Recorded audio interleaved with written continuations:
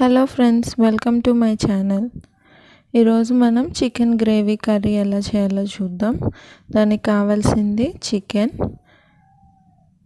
ఒక 2 ఉల్లిపాయలని తీసుకొని మిక్సర్ గ్రైండర్లో వేసి బాగా మెత్తగా పేస్ట్ లాగా చేసుకోండి.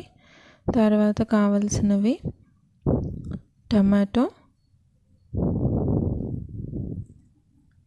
ఇంకా కొన్ని జీడిపప్పుల్ని వాటర్లో నానబెట్టుకోండి. తర్వాత కావాల్సింది లవంగాలు, చెక్క, ఇలాచి, ఇంకా షాజీరా.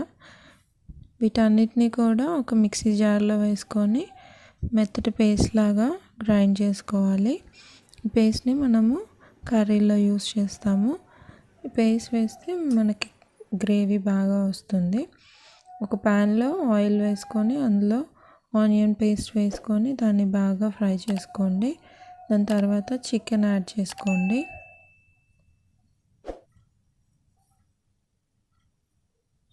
తర్వాత సాల్ట్ యాడ్ చేయండి, ఒక 1 స్పూన్.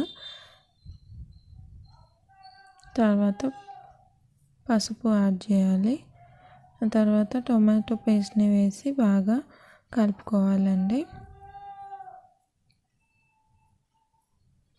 తర్వాత అల్లం వెల్లుల్లి పేస్ట్ ఒక 1 స్పూన్ యాడ్ చేసుకొని, తర్వాత కారం ఒక 2 స్పూన్స్ యాడ్ చేసుకోవాలి.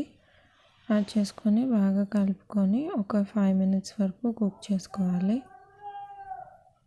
తర్వాత కొత్తిమీర యాడ్ చేసుకోవాలి అండి. కొత్తిమీర యాడ్ చేసుకొని బాగా కలుపుకొని ఒక 2 మినిట్స్ కుక్ చేయాలి. ఒక 1 spoon garam masala powder add చేసి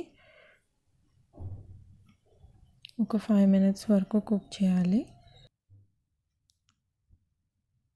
పుదీనాని కూడా యాడ్ చేయాలండి. యాడ్ చేసి ఒక 2 మినిట్స్ కుక్ చేస్తే చికెన్ గ్రేవీ కర్రీ రెడీ అవుతుంది. Thanks for watching.